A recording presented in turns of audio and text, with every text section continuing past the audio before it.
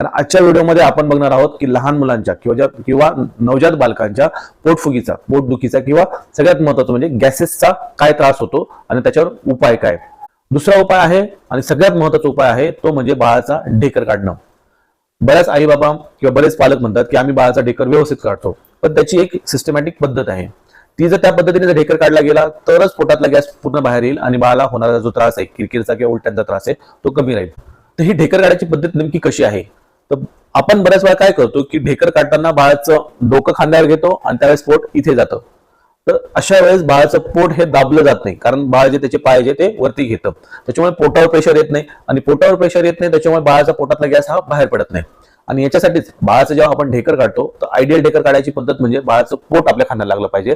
मान थोडीशी वरती गेली तरी चालेल, काही हरकत नाही. बाळाची मान लवचिक असते, त्याला काही त्रास होणार नाही.